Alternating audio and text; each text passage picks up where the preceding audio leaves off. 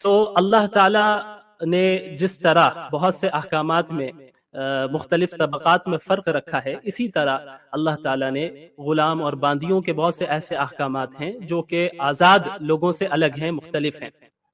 اب جہاں تک باندیوں کا تعلق ہے تو چونکہ وہ انہیں معاشرے میں سروس دینی ہوتی تھی، بہت زیادہ کام کاج بھی کرنا پڑتا تھا، اور بسا اوقات تکلیفوں کا سامنا بھی کرنا پڑتا تھا، یہ نیچرل چیز ہے۔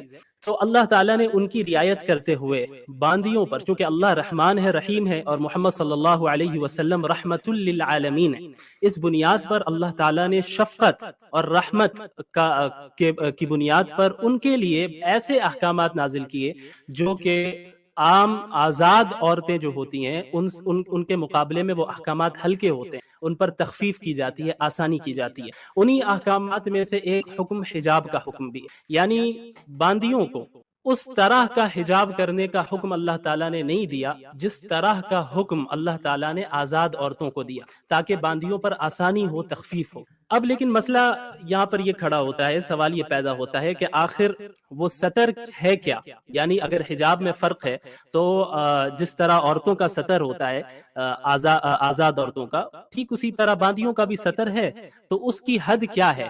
کتنے حصے کو ہم مانیں گے کہ وہ ستر ہے اور کتنے کو نہیں؟ تو سب سے پہلے جو مسئلہ ہے وہ یہی ہے کہ ایک باندی کا جو ستر ہے وہ کیا ہے۔ تو دیکھیں اس میں فقہا کے درمیان تین میجر اوپینینز ہیں، فقہا میں تین میجر اوپینینز ہیں باندی کے ستر کے متعلق۔ سب سے پہلا اوپینین جو ہے وہ یہ ہے بین السرۃ الی الرکبہ، کہ ناف سے لے کر، نیول سے لے کر نی تک یہ باندی کا ستر ہے۔ ابھی میں اس پر ڈسکس کروں گا۔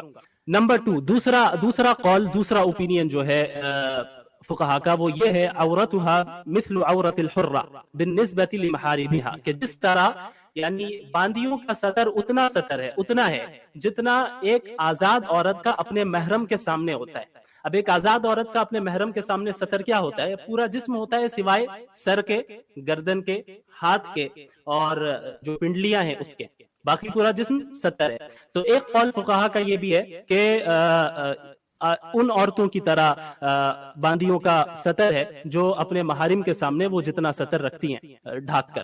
تیسرا قول یہ ہے عورتها کعورت الحرہ، کہ باندی کا ستر بھی اتنا ہی ہے جتنا عام آزاد عورت کا ہے، یعنی باندی اور آزاد کے درمیان ستر میں، آزاد عورت کے درمیان ستر میں کوئی ڈفرنس نہیں ہے۔ اب یہاں پہ تین مختلف اقوال ہیں، اسی سے آپ کو اندازہ ہو جانا چاہیے کہ یہ ایک ایسا مسئلہ ہے جو اجتہادی مسئلہ ہے، جس میں فقہا نے اجتہاد کیا ہے، یعنی اس مسئلے میں کوئی نص صریح موجود نہیں ہے، قرآن کی کوئی صریح آیت موجود نہیں ہے، اسی طرح احادیث میں کوئی صحیح روایت ایسی مل جائے جس میں اللہ کے نبی صلی اللہ علیہ وسلم نے باندی کے ستر کو الگ قرار دیا ہو، یہ کتاب و سنت میں ملنا مشکل ہے، اور جو روایتیں ملتی ہیں اس پر ہم بات کریں گے انشاءاللہ۔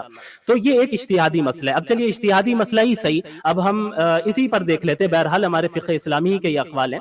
تو آپ سب سے پہلے اس کو دیکھیں، نمبر 3، یہ جو قول ہے فقہا کا کہ باندی کا ستر اتنا ہی ہے جتنا آزاد عورت کا ستر ہوتا ہے، تو اس پہ تو کوئی اعتراض ہی نہیں بنتا، ملحدین اس پر اعتراض کر ہی نہیں سکتے۔ نمبر 2، دوسرا قول جو ہے فقہا کا کہ باندی کا ستر اتنا ہے جتنا ایک عورت کا محرم کے سامنے ہوتا ہے، اس پر بھی اعتراض نہیں ہو سکتا۔ کیونکہ باندیوں کے لیے یہ جو حکم بعض فقہا نے دیا ہے کہ اتنا عام آدمیوں کے سامنے وہ کھول سکتی ہے جتنا آزاد عورت محرم کے سامنے کھول سکتی ہے، یہ ان پر تخفیف کے لیے، ان پر آسانی کے لیے، کیونکہ انہیں سروس دینی ہوتی ہے، بہت زیادہ کام کاج کرنا ہوتا ہے۔ اگر ان پر اس طرح کا مکمل حجاب نافذ کر دیا جاتا تو ہوتا یہ کہ ان پر بہت زیادہ مشقت آ جاتی، بہت زیادہ دشواریاں ہوتی، اس لیے یہ تخفیف دی گئی ہے۔ ہاں، یہ جو قول جن فقہا کا ہے اس پر وہ یہ بھی شرط لگاتے ہیں کہ یہ اس وقت ہے کہ جب فتنے کا اندیشہ نہ ہو۔ اگر کوئی باندی ہے اور فتنے کا اندیشہ ہو جائے، وہ سر کھول کرے، مثلا ہاتھ کھول کرے، جس طرح محرم کے سامنے کھول سکتے ہیں، وہ بازار میں اتنا کھول کرے، پیر قدم کھول کرے۔ اب اس سے فتنے کا اگر اندیشہ ہو تو ایسی باندی پر لازم ہوگا کہ وہ مکمل حجاب کرے جس طرح عام آزاد عورتیں حجاب کرتی ہیں۔ اچھا، اب یہ تینوں اقوال یہ جو میں نے ابھی باتیں کہی ہیں، یہ آپ کو ان کتابوں میں یہ ساری چیزیں مل جائیں گی. الاختیار لتعلیل المختار، یہ ساری یہ فقہ حنفی کی کتاب ہے. شرح المہذب فی الفقہ الشافعی، فقہ شافعی کی کتاب ہے. الشرح الکبیر لاقرب المسالک الی مذہب الامام مالک. یہ ساری معتبر کتابیں ہیں فقہ میں جس کی طرف علماء اور پورے تمام مسلمان رجوع کرتے ہیں. ظاہر ہے میں جانتا ہوں یہ کتاب کیا ہے، یہ نام بھی ملحدین کے سروں کے اوپر سے جانے والے ہیں، کیونکہ وہ تو گوگل سے سرچ کر کے احادیث نکالتے ہیں، یہ ان کا علمی معیار ہے.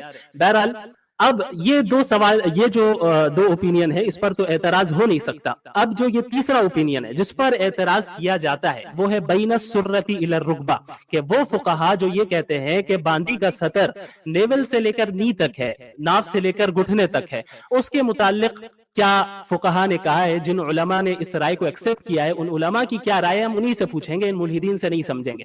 اب آپ دیکھ لیں یہ جو نیکسٹ پیج میں نے آپ کے سامنے اوپن کیا ہے، یہ جو عبارت ہے، یہ جو پیراگراف آپ کے سامنے ہے، یہ زاد المستقنع، یہ ابن قدامہ کی بہت ہی معروف کتاب ہے فقہ حنبلی کی، اس کی شرح الممتع ہے. اس میں یہ پیراگراف موجود ہے جس میں اس کی وضاحت موجود ہے. وہ وضاحت کیا ہے؟ الامۃ ولو بالغہ وہی المملوکہ عورتها من السرۃ الی الرکبہ، کہ ایک جو باندی ہے اگرچہ وہ بالغ ہو، چونکہ وہ پوزیسڈ ہے، مملوکہ ہے، تو اس کا جو سطر ہے وہ نیول سے گھٹنے تک ہے. لیکن فلو صلت الامۃ مکشوفۃ البدن ما عدا ما بین السرۃ والرکبہ فصلاتها صحیحہ، اگر ایک ایسی باندی نماز پڑھتی ہے صرف بین السرہ اور رکبہ، یعنی نیول اور نی کے درمیان کے حصے کو ڈھانک کر باقی پورا جسم اس کا کھلا ہو، اگر اس کنڈیشن میں وہ نماز پڑھتی ہے فصلاتها صحیحہ، اس کی نماز صحیح ہے.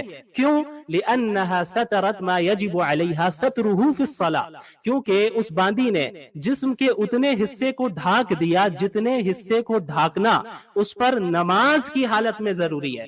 تو معلوم ہمیں یہ ہوا کہ یہ جو بین السرۃ والرکبہ والی اوپینین ہے، والی رائے ہے فقہا کی کہ ناف سے لے کر گھٹنے تک باندی کا سطر ہے، یہ عام حالت میں نہیں، یہ نماز کے لیے، یعنی نماز کا منیمم سطر ہے. نماز کا سطر کا بھی مطلب یہ نہیں کہ وہ جب نماز پڑھے گی تو پورے کپڑے اتار کر بس اتنا ہی ڈھاکے گی، نہیں، منیمم. جس طرح مردوں کے لیے ناف سے لے کر گھٹنے تک پہننا یہ منیمم ہے، علی الاقل اتنا ڈھانکنا ضروری ہے. لیکن ایسا تو نہیں ہوتا نماز پڑھنے جاتے ہیں تو کپڑے اتار دیتے ہیں، اتنا ڈھانک کر پڑھتے ہیں. تو یہ ان کے لیے اس کی رخصت دی گئی، ان پر تخفیف کیا گیا ان کی آسانی کے لیے کہ نماز کا سطر الگ ہے اور نظر کا سطر الگ ہے. تو جن فقہا نے اس قول کو اختیار کیا ان کے نزدیک نماز کا سطر الگ ہے اور نظر کا سطر، دیکھنے کا سطر، لوگوں کے سامنے آنے کا سطر الگ ہے. وہ کیسے؟ اب آپ دیکھیں کہ فقہا کے یہاں ایک عورت جب باہر جائے گی بازار میں تو وہ اپنے چہرے کو ڈھانکے گی. کیوں؟ کیونکہ اس میں فتنے کا اندیشہ ہے. لیکن جب نماز پڑھے گی تو نماز کی حالت میں اس کو چہرہ ڈھانکنا اس کے لیے ضروری نہیں ہے. اور بعض فقہا تو مکروہ قرار دیتے کہ نماز میں اگر تنہائی میں پڑھ رہی ہے تو چہرہ نہیں ڈھانکے گی. تو اس سے معلوم ہوا کہ نماز کا سطر الگ ہوتا ہے اور لوگوں کے سامنے آنے کا سطر الگ ہوتا ہے. تو یہ اس روایت اس لائن سے ہمیں پتہ چل گیا فقہا کے اس قول سے کہ یہ نماز کے متعلق ہے. اب آئیے نظر کا کیا حکم ہے. آپ کے سامنے شیخ الاسلام ابن تیمیہ رحمہ اللہ، ان کے نام سے کون ہی واقف نہیں ہوگا، وہ فرماتے ہیں اسی کتاب میں، یہ آپ کو پیراگراف مل جائے گا، ان المقصود من الحجاب هو ستر ما يخاف منه الفتنہ بخلاف الصلاۃ. دیکھو جو حجاب کا مسئلہ ہے وہ اس میں جسم کو چھپانے کا جو اس کے پیچھے اصل مقصد ہے وہ فتنے سے بچنا ہے، بخلاف الصلاۃ، برخلاف صلاح کے. ولہذا یجب علی الانسان ان یستتر فی الصلاۃ، یعنی نماز میں فتنے کی وجہ سے ہم عورتیں یا مرد یا آزاد ہو یا پھر جو ہے باندی ہو، فتنے کی وجہ سے ستر نہیں کرتی ہے. نماز میں جسم کو ڈھانکنا نماز کی وجہ سے. اسی لیے اگر تنہائی میں اگر کوئی بندہ نماز پڑھ رہا ہو جہاں کوئی اسے دیکھنے والا نہیں ہے، جیسا کہ انہوں نے یہ ذکر کیا ہے، تو ایسے موقع پہ بھی اس کو اپنے پورے جسم کو ڈھانکنا اس کے لیے ضروری ہوگا. تو اس کے بعد یہ لکھتے ہیں لیکن فی باب النظر، لیکن جہاں تک دیکھنے کا تعلق ہے، انما یجب التستر حیث ينظر الناس، تو اس وقت اس جسم کو ڈھانکنا ضروری ہوگا جہاں بھی لوگ دیکھنے لگ جائیں گے. ابن تیمیہ رحمہ اللہ فرماتے ہیں فالعلت فی هذا غیر العلت فی ذاک، لہذا لوگوں کے سامنے بدن چھپانے کی جو وجہ ہے وہ الگ ہے اور نماز میں بدن چھپانے کی جو وجہ ہے وہ الگ ہے. تو نماز کا تو ہمیں پتہ چل گیا کہ بین السرہ والرکبہ یعنی نیول اور گھٹنے کے درمیان ہے. لیکن نظر کی علت، نظر میں ستر کرنے کی وجہ اور سبب کیا ہے؟ فالعلت فی النظر خوف الفتنہ، لوگوں کے سامنے بدن کو عورتوں کے لیے بدن کو چھپانا، ڈھانکنا، اس کی وجہ یہ ہے کہ فتنے سے سے محفوظ رہے. اب آگے کیا فرماتے ہیں, وَلَا فَرْقَ فِي هَذَا بَيْنَ النِّسَاءِ الْحَرَائِرِ وَالنِّسَاءِ الْإِمَاءِ. تو لہٰذا اس مسئلے میں, نظر والے مسئلے میں, لوگوں کے سامنے آنے کے مسئلے میں, بازاروں میں چلنے کے مسئلے میں آزاد عورتوں اور باندیوں کے درمیان کوئی فرق نہیں ہے. زبردست. یعنی یہ جو سطر ہے نماز کے لیے, یہ بھی ان کا قول ہے. میں یہ نہیں کہہ رہا کہ جن لوگوں نے اس قول کو اختیار کیا فقہاء نے یہی رائے صحیح ہے, میں اس کی طرف مائل نہیں ہوں, لیکن فقہ اسلامی کا چونکہ قول ہے میں نے اس لیے ذکر کیا کہ جو یہ کہتے بھی ہیں وہ نماز کے سطر اور نظر کے سطر میں فرق کرتے ہیں. تو یہ ہے سطر کا مسئلہ.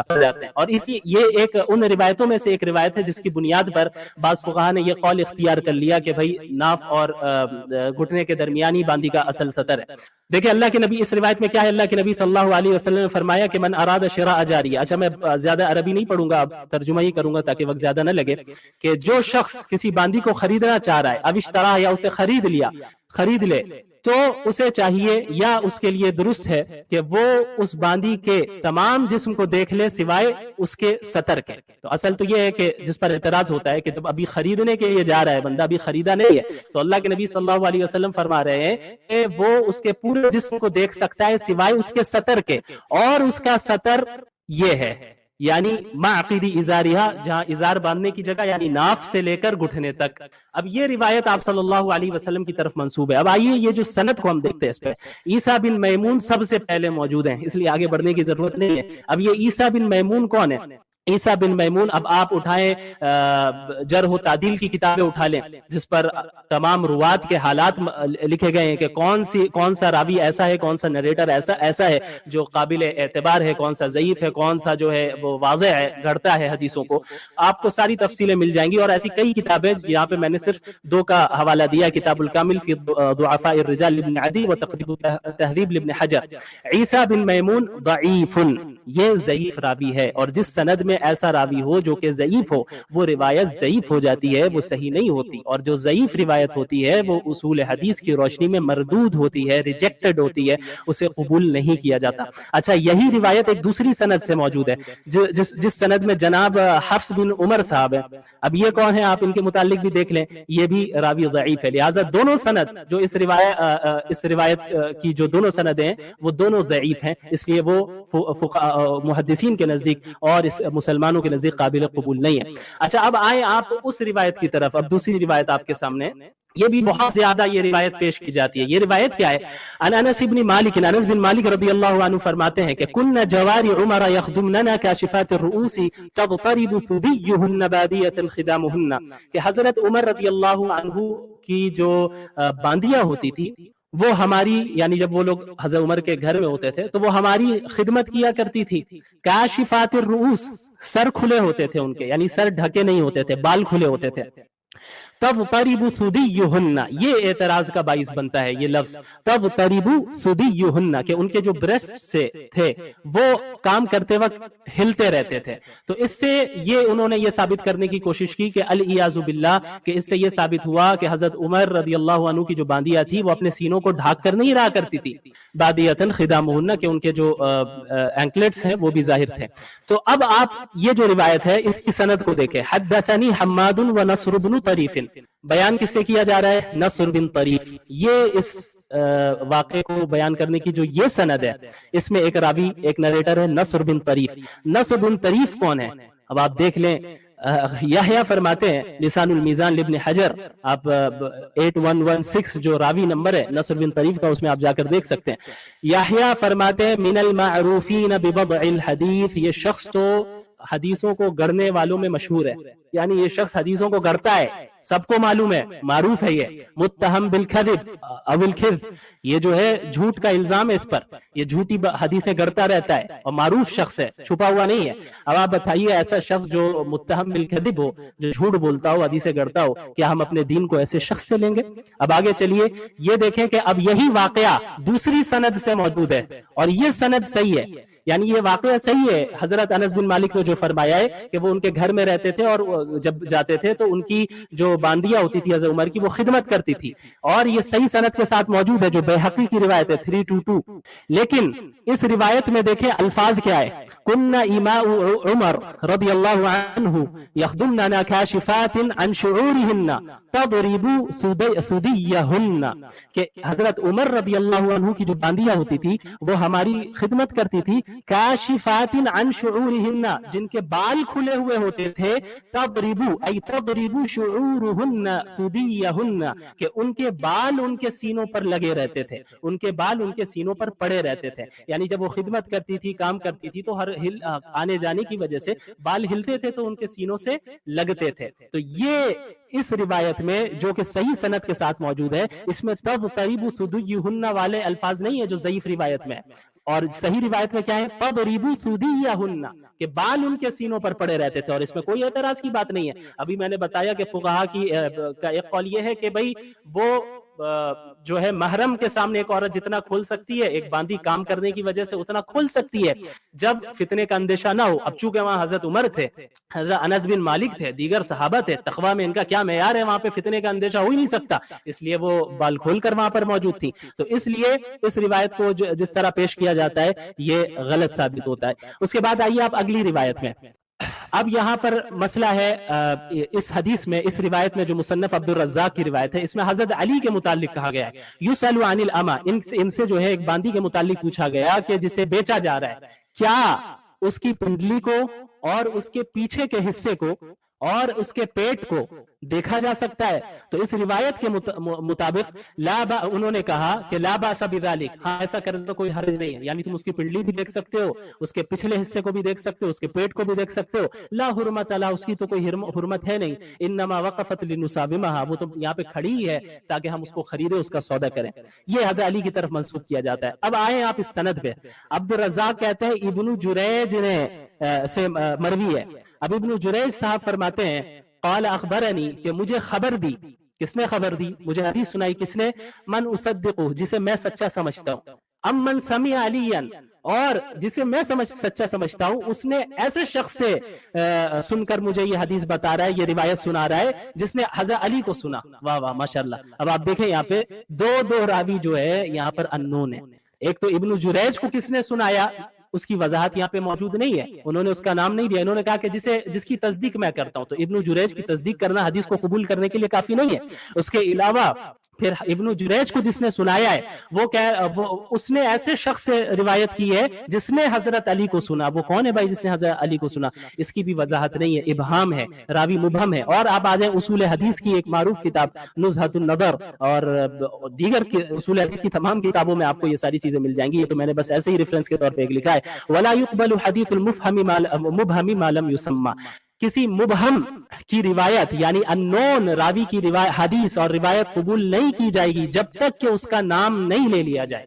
क्यों? क्योंकि किसी भी रिवायत को कबूल करने की शर्त ही यह है कि हम रावी को देखें कि भाई वो सच्चा है, झूठा है, कैसा है, दीनदार है, मुत्तकी है या नहीं है। अब जिसका नाम ही छुपा दिया गया है, तब हम कैसे तय करेंगे कि वो शख्स कौन था, कैसा था? लिहाजा ये रिवायत भी मरदूद साबित होती है, यानी रिजेक्टेड साबित होती है। उसके बाद आइए मुसन्नफ अब्दुल रज़्ज़ाक़ की एक रिवायत है जिसमें हज़रत शावी की तरफ इस कौल को नकल किया गया है। वो क्या फरमाते हैं कि जब एक शख्स बांदी को खरीदे, फ़इन्नहु यंज़ुरु इला कुल्लिहा, जब वो खरीद रहा हो बांदी को तो उसके पूरे जिस्म को देख लेगा, इल्लल फर्ज, सिवाय शर्मगाह के। शर्मगाह के अलावा सब कुछ देख सकते हो तुम। ये हज़रत शाबी की तरफ मंसूब किया गया। अब आप जरा सनद में देखें, अब्दुल रज़्ज़ाक़ कहते हैं कि सौरी से मरवी है, सौरी कहते हैं कि जाबिर से मरवी है, जाबिर कहते हैं शाबी से मरवी। अब ये जाबिर कौन है? आप उठाएं तक़रीबुत तहज़ीब और दीगर जर्ह व तादील की किताबें, जाबिर बिन यजीद अल जुअफ़ी जो कि ज़ईफ़ हैं, एक बड़ी तादाद ने इन्हें ज़ईफ़ करार दिया है। बाज़ मुहद्दिसीन ऐसे जिन्होंने इन्हें सही करार दिया इस शर्त के साथ कि इनकी रिवायत अन के साथ नहीं होनी चाहिए। अगर ये अन के साथ बोलते हैं तो फिर हम जो है जब तक ये वजात नहीं करेंगे कबूल नहीं करेंगे। और एक बड़ी तादाद में तो ज़ईफ़ करार दिया कि आप अन के साथ बोलें कैसे भी करें, ये जो है ठीक ठाक नहीं थे, इनकी रिवायतें कबूल नहीं की जा सकती। अब ये अन का मतलब क्या ये आगे आएगा, मैं एक्सप्लेन करूंगा इंशाल्लाह। तो बहरहाल ये साबित हुआ कि ये भी जो रिवायत है हज़रत शाबी के मुताल्लिक ये भी मरदूद है, काबिल कबूल नहीं है। अब आ जाए आप उन रिवायात की तरफ जो हजरत अब्दुल्ला बिन उमर के मुताल्लिक है और जिसे सबसे ज्यादा शेयर किया जाता है मुल्हिदीन के जानिब से। जिन रिवायतों में ये है, तरतीब के साथ चलते हैं। सबसे पहली रिवायत मुसन्नफ अब्दुल रज़्ज़ाक़ की, इसमें यह है कि इब्न उमर रदियल्लाहु अन्हुमा जब यानी काना यक्शिफु अन ज़हरिहा, वो बांदी के यानी खरीदने से पहले ही बांदी के पीठ को भी खोल लेते थे वबतनिहा, उसके पेट को भी, वसाक़िहा, और उसकी पिंडली को भी, वयदउ यदहु अला अजुज़िहा, और उसके पिछले हिस्से पर अपना हाथ रखते थे। अब आप आ जाएं, इस रिवायत को हम समझेंगे। इसको समझने से पहले आपको इस टर्मिनोलॉजी को समझना होगा कि तदलीस किसे कहते हैं। बहुत ही मैं डिटेल में नहीं जाऊंगा, बहुत ही आसान अंदाज में समझाने की कोशिश करूंगा।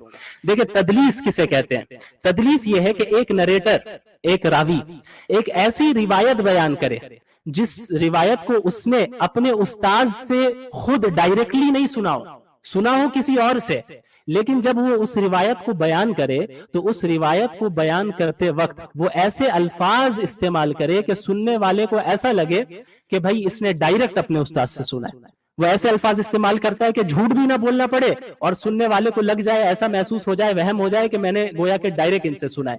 फॉर एग्जाम्पल, काइलन मुहिमन समाउ काइलन काल फुलानुन, अगर कोई शख्स जो कि ऐसा अमल करता है, इस अमल को जो मैंने बताया, एक्सप्लेन किया, इस अमल को तदलीस कहते हैं, ठीक है, और इस अमल के करने वाले को मुदल्लिस कहते हैं। तो अब एक मुदल्लिस काल फुलानुन भी कभी कभी कहता है कि फुला शख्स ने कहा, तो फुला शख्स ने कहा, इसकी तो कोई आपके पास, आपने ये तो नहीं कहा कि आपसे किसने कहा। अभी मैं आपसे कहूं कि भाई मुफ्ती यासिर साहब ने ऐसा ऐसा कहा, तो ये तो कोई गारंटी नहीं है ना कि मैंने उनसे बराह रास्त सुना है, बल्कि हो सकता है और मैंने तीसरे शख्स से सुना कि उन्होंने ऐसा कहा, और मैंने तीसरे शख्स का नाम ही नहीं लिया और आपके सामने मैंने इस तरह पेश किया कि भाई यासिर साहब ने कहा है, और इसमें झूठ भी ना नहीं बोलना पड़े, झूठ का भी इम्कान ना हो, और ये हो जाए कि लोगों को लगे कि मैंने डायरेक्ट मुफ्ती यासिर साहब से सुना है। तो इसे तदलीस कहते हैं, ऐसे करने वाले को मुदल्लिस कहते हैं। तो तदलीस करते वक्त उमूमन ये मुदल्लिस या तो काला यूज करते हैं या अन यूज करते हैं। अन फुलानिन या अन नाफिइन, नाफे से मरवी है,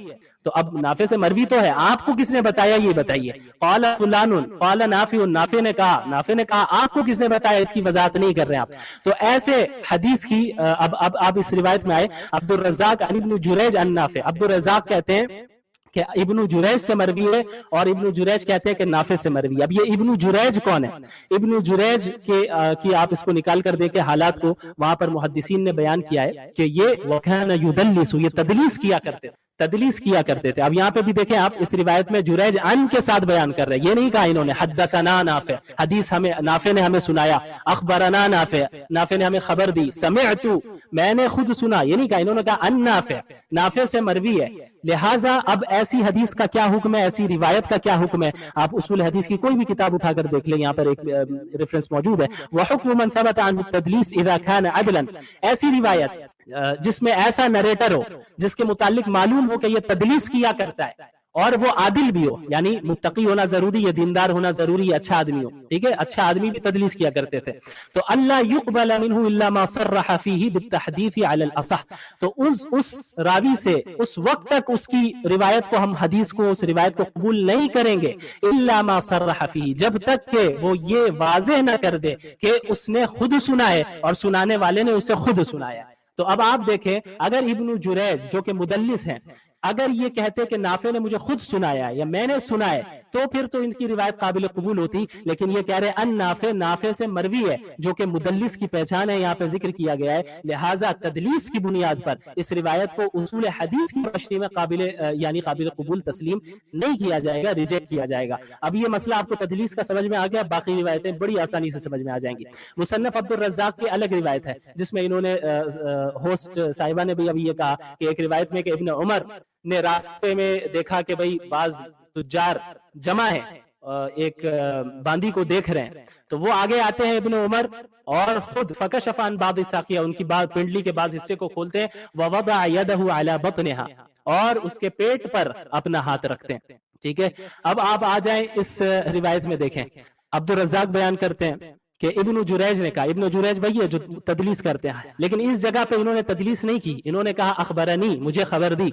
लेकिन मसला क्या हुआ कि इन्हें शक हो गया, इन्हें याद ही नहीं आ रहा, शक क्या याद नहीं आ रहा है, कंफर्म नहीं बता पा रहे ये कि भाई मुझे अमर ने सुनाया है या अबू जुबैर ने, अखबरनी अमरुन औ अबू जुबैर, अमर ने सुनाया या अबू जुबैर ने। अब देखें, अब इन्हें शक भी किन पर हो जा रहा है, यानी ये जो शक हो रहा है ज़ाहिरी तौर पे, ये किन किन के मुताल्लिक हो रहा है? अबू जुबैर मौजूद है यहाँ पे। अबू जुबैर कौन है? आप तबक़ातुल मुदल्लिसीन उठाकर देख रहे हैं, अल-मर्तबतुस सालिसा में मोहम्मद बिन मुस्लिम बिन तदरुस अल मक्की अबू जुबैर, ये ताबिईन में से मशहूरुन बित्तदलीस, तदलीस करने में ये मशहूर है। और अबू जुबैर के आगे भी देख लें, अन के साथ बयान किया जा रहा है, यानी एक तो इन्हें यही कंफर्म नहीं है कि कौन है इन दोनों में से, और अबू जुबैर का नाम ले लिया जो कि ये खुद मुदल्लिस है। और मुदल्लिस अगर अन के साथ बयान कर रहा है, जब तक इसकी वजाहत नहीं होगी कि उसने खुद सुना है, तब तक काबिल कबूल नहीं होगी वो रिवायत।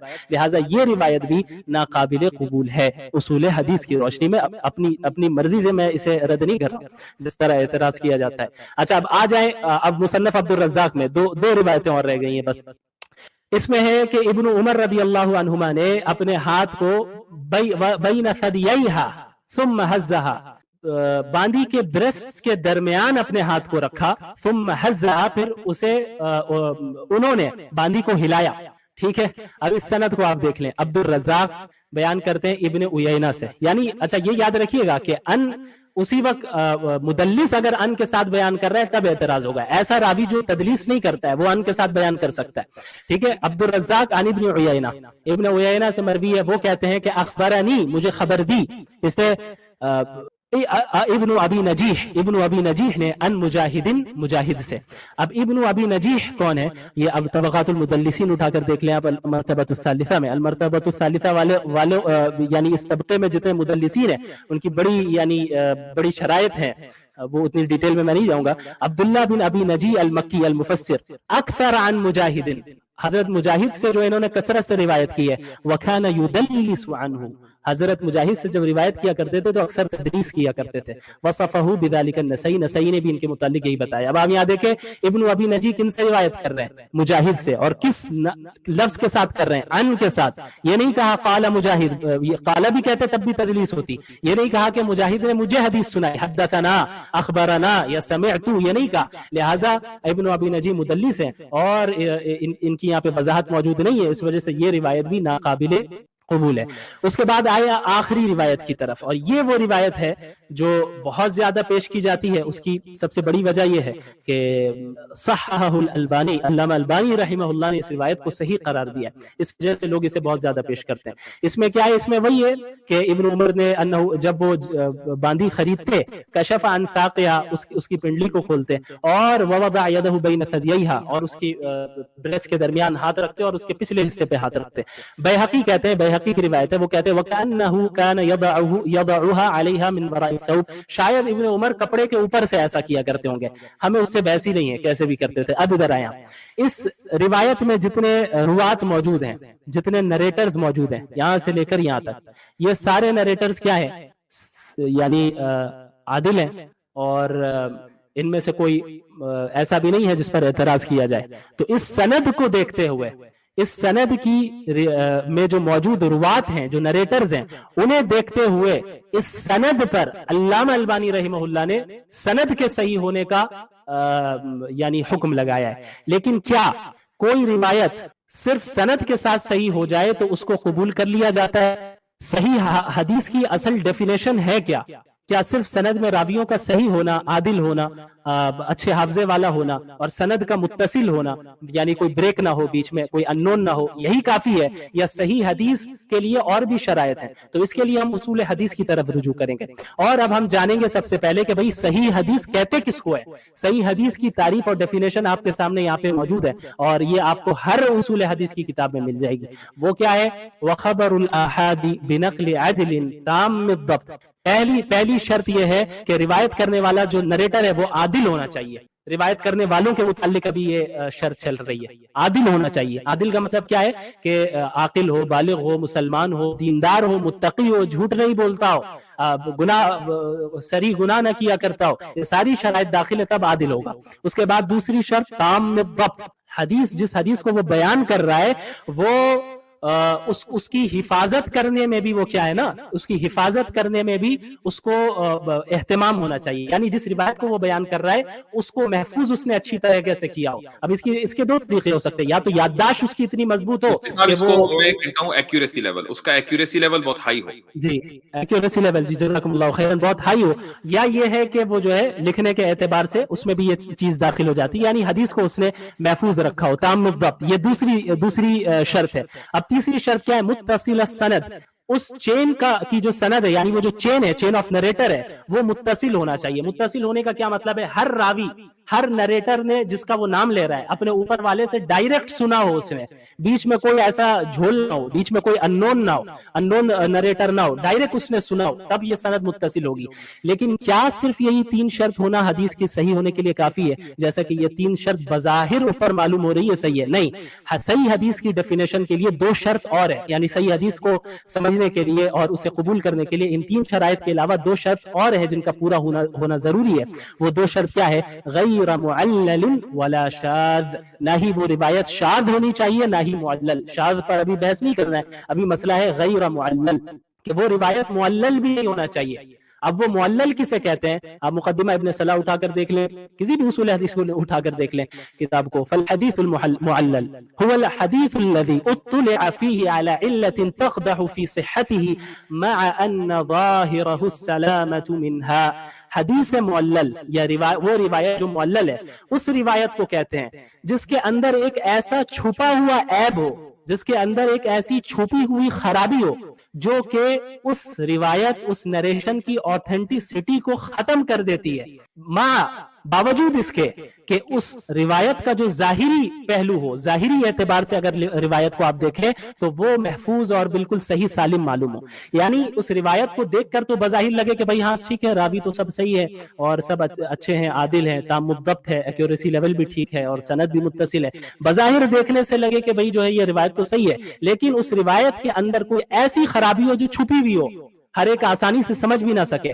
اگر ایسی علت اور ایسی خرابی بھی اس میں پائی جائے گی تو پھر کیا ہوگا؟ وہ روایت صحیح کے حکم میں داخل نہیں ہوگی، کیونکہ صحیح ہونے کے لیے معلل نہ ہونا بھی داخل ہے۔ اچھا، وہ خرابی اور وہ چھپا ہوا عیب جو میں نے کہا وہ کس طرح کا ہو؟ یہ عیب سند میں بھی ہو سکتا ہے، یہ عیب متن میں بھی ہو سکتا ہے، ٹھیک ہے۔ سند یہ ہے کہ جو نریٹر بیان کرتے ہیں کہ فلاں نے فلاں سے سنا فلاں، اور متن کیا ہے کہ جو بات یہ نریٹ کر رہے ہیں اس کو متن کہتے ہیں۔ تو اب یہ دونوں جگہ ہو سکتی ہے، اور عیب، یہ جو چھپا ہوا عیب ہے، اس کی بھی مختلف قسمیں ہو سکتی ہیں، لیکن تمام قسموں کو یہاں ذکر کرنا ضروری نہیں ہے، بلکہ ہم جو اس حدیث کے متعلق، اس روایت کے متعلق بات کر رہے ہیں، اس کو سمجھنے کے لیے ابن جوزی رحمہ اللہ کا یہ قول کافی ہے، جو فتح المغیث للسخاوی 114 میں آپ یہ پیراگراف حاصل کر سکتے ہیں۔ ابن جوزی رحمہ اللہ بہت بڑی شخصیت ہے، کیا فرماتے ہیں؟ وَكُلَّ حَدِيثٍ رَأَيْتُهُ، ہر وہ حدیث، یعنی ایسی حدیث جسے میں نے دیکھا ہے، یخالف العقول او یناقض الاصول، کوئی بھی ایسی حدیث جو عقل کے خلاف بات نقل کی جا رہی ہے، اس میں کوئی بھی ایسی روایت جو عقل کے یعنی خلاف عقل ہو، کیونکہ شریعت کا کوئی حکم خلاف عقل نہیں ہو سکتا ہے، ماورا بیونڈ ہو سکتا ہے، عقل کے خلاف نہیں ہو سکتا، لیکن کوئی ایسی روایت آ جائے جو کہ عقل کے خلاف ہو، یا پھر یناقض الاصول، شریعت کے جو اصول ہیں، اصول مسلمہ ہیں، شریعت کے جو ڈیفینٹ پرنسپلز ہیں، ان کے خلاف ہو، اس میں کوئی ایسی بات کہی جا رہی ہے جو اصول مسلمہ کے خلاف ہو، کیا فرماتے ہیں؟ فَاعْلَمْ أَنَّهُ موضوع، تو جان لو کہ یہ روایت موضوع ہوتی ہے، من گھڑت ہوتی ہے۔ فلا يتكلف اعتباره، اي لا تعتبر رواته ولا تنظر، اي او لا تنظر في جرحهم، اور ایسی روایت کے ہم نریٹرز، ایسی روایت جب اگر آ جائے تو اس کے نریٹر پر چھان بین کرنے کی ضرورت نہیں ہے۔ اب ایسی روایت کے نریٹر سارے اچھے ہی کیوں نہ ہو جائے، پھر بھی جان لو کہ یہ روایت موضوع ہے۔ کیوں؟ کیونکہ اس کے یہ روایت معلل ہو جا رہی ہے، اس کے اندر ایک ایسی چیز پائی جا رہی ہے جو شریعت کے اصول کے خلاف ہے۔ او ما يناقض الكتاب والسنہ، یا ایسی کوئی کتاب اس میں نقل کی جا رہی ہے، یعنی ایسی کوئی بات اس میں نقل کی جا رہی ہے اس روایت میں جو کتاب اللہ یعنی قرآن کریم کے بالکل خلاف ہو، یا سنت کے بالکل خلاف ہو، یا اجماع قطعی کے بالکل خلاف ہو، اور اس میں تعویل کی بھی گنجائش نہ ہو، ایسی روایت میں اگرچہ تمام نریٹر صحیح ہو، اس کی سند متصل ہو، پھر بھی ہم اسے ریجیکٹ کریں گے۔ اب آپ دیکھیں دیکھیں اس روایت میں جو جس کو علامہ البانی نے اس کی سند کو صحیح قرار دیا ہے، اس روایت میں کیا بیان کیا گیا ابن عمر رضی اللہ عنہما کے متعلق، یہ آپ کے سامنے موجود ہے۔ اب اس کے اندر کیا علت پائی جا رہی ہے، اس میں اب اس پر آپ غور کر لیں۔ ابن عمر رضی اللہ عنہما کا یہ عمل کہ بغیر باندی کو خریدے، ابھی خریدا نہیں ہے، اس کے جسم کو ٹچ کرنا، چاہے کہیں بھی ٹچ کرے، یہ ایک عمل ہے۔ اور دوسری طرف ہم کتاب اللہ کو دیکھتے ہیں، اللہ کی کتاب کو، جس میں اللہ تعالیٰ فرماتے ان اللہ یأمر بالعدل والاحسان وایتاء ذی القربى وینہی عن الفحشاء، اللہ تعالیٰ تو فحش چیزوں سے تمہیں منع کرتا ہے۔ فحش ہر اس برائی کو کہتے ہیں، فحش ہر اس برائی کو کہتے ہیں جو عقل سلیم اسے برا سمجھ، تو جس میں غیر محرم کو ہاتھ لگانا، یعنی ایسی عورت کو ہاتھ لگانا جو کہ جس کو ہاتھ لگانا جائز نہیں ہے، غیر محرم ہے، اس کو ہاتھ لگانا یہ بالکل فحش بات ہے، اور اللہ تعالیٰ تو ایسے فحش کام سے منع کرتا ہے۔ اب آپ آئے دوسری حدیث کو دیکھیں، قال رسول اللہ صلی اللہ علیہ وسلم لأن يطعن في رأس أحدكم بمخيط من حديد خير له من أن يمس امرأة لا تحل له، کہ تم میں سے ایک شخص کو اگر لوہے کی سوئی سے یا پھر لوہے کی کیل سے تمہارے سر پر مارا جائے، یہ تمہارے لیے بہتر ہوگا بجائے اس کے کہ تم کسی ایسے عورت کو ٹچ کر لو جو کہ تمہارے لیے کیا ہے، حلال نہیں ہے، یعنی تمہاری غیر محرم ہے۔ قال رسول اللہ صلی اللہ علیہ وسلم، دوسری حدیث، یہ ساری صحیح روایتیں ہیں، الحیاء شعبۃ من الایمان، کہ یہ جو حیا ہے، شرم و حیا ہے، یہ ایمان کا حصہ ہے، اور فحشاء، فحش چیزیں حیا کا اپوزٹ ہے، اس کی ضد ہے۔ تو یہ روایت جو یہاں پر منقول ہے، یہ روایت شریعت کے ان تمام اصول مسلمہ سے ٹکرا رہی ہے، قرآن کی آیت سے بھی ٹکرا رہی ہے، حدیث سے بھی ٹکرا رہی ہے، اور شریعت کے جو جتنے بھی ڈیفینیٹ پرنسپلز ہیں کہ بھائی غیر محرم کو ٹچ نہیں کیا جا سکتا، یہ حرام ہے، یہ ایک اصول ہے، اس کے خلاف اس روایت میں بات کی جا رہی ہے، لہٰذا یہ روایت کیا ہو گئی، یہ روایت معلل ہوئی، یہ روایت معلل ہوئی، اگرچہ اس کی سند میں تمام راوی صحیح ہیں۔ تو معلل ہونے کی بنیاد پر یہ روایت صحیح نہیں قرار دی جا سکتی، کیونکہ اصول حدیث میں اس کی وضاحت موجود ہے۔ صحیح حدیث وہی ہوگی، وہی مانی جائے گی جو ان تمام 3-4 شرائط کے علاوہ غیر معلل، اس کا معلل نہ ہونا یہ بھی ضروری ہے۔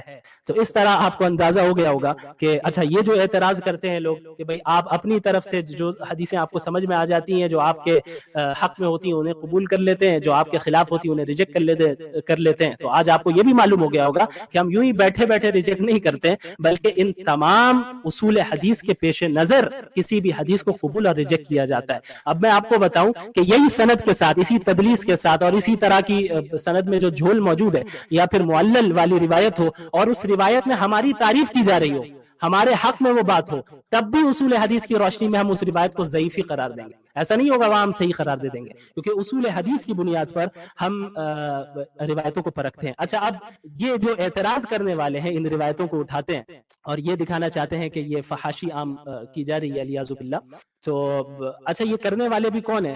کرنے والے وہ ہیں جو کہ عورتوں کو کے لیے یہ رائٹ سمجھتے ہیں، اور عورتوں کا یہ حق سمجھتے ہیں کہ وہ اپنے کپڑے کو جو ہے یعنی وہ اگر کم پہننا چاہتی ہے تو اس کا حق ہے، اس کا رائٹ ہے، یہ وومن رائٹ میں سے ہے۔ اور اس جگہ پر اس جگہ پہ انہیں یہ بے حیائی نظر نہیں آئی گی، لیکن ان روایتوں کو اٹھا کر وہ بے حیائی کہنے لگتے ہیں۔ اور جہاں تک سطر کا تعلق ہے اس کی وضاحت تو میں نے آپ لوگوں کے سامنے کر دی ہے، تو اس پر بھی جو ہے ان کا یہ اعتراض ہوتا ہے کہ بھائی یہ تو بے حیائی ہے۔ اور اس کے علاوہ آج کے دور میں ایسے کتنے اسکولز ہیں جہاں پر عورتوں کو لڑکیوں کو مجبور کیا جاتا ہے کہ اسکرٹ پہن کر آپ کو جانا ہے، اسکول آنا ہے، اسکرٹ پہننے کے بغیر آپ اسکول میں نہیں آ سکتے۔ ایسے کتنے انڈسٹریز ہیں، آپ ایئر لائنز والوں کو دیکھ لیں جہاں پہ ایئر ہوسٹس کو اسکرٹ ہی پہننا ہوگا، بہت سے ایئر لائنز میں وہاں پر ان پر زور زبردستی کی جاتی ہے کہ نہیں انہیں وہی پہننا ہوگا۔ اس وقت آپ کیوں نہیں کہتے ہیں، اس وقت اعتراض کیوں نہیں کرتے ہیں؟ وہ مسئلہ جو کہ پاسٹ کا مسئلہ ہے، جو کہ گزر چکا ہے، اس پر تو آپ بیٹھ کر 6-6 گھنٹے 9-9 گھنٹے اسٹریم کرتے ہیں، جو کہ گزر چکا ہے۔ اور جو پریزنٹ میں جو حالات ہیں، پریزنٹ میں جس طرح عورتوں کو کپڑے اتروائے جا رہے ہیں اور انہیں فورس کیا جا رہا ہے، اس پر بھی ذرا 6-6 گھنٹے 7-7 گھنٹے آپ لوگ اسٹریم کریں۔ جزاکم اللہ خیرا، وآخر دعوانا الحمد للہ۔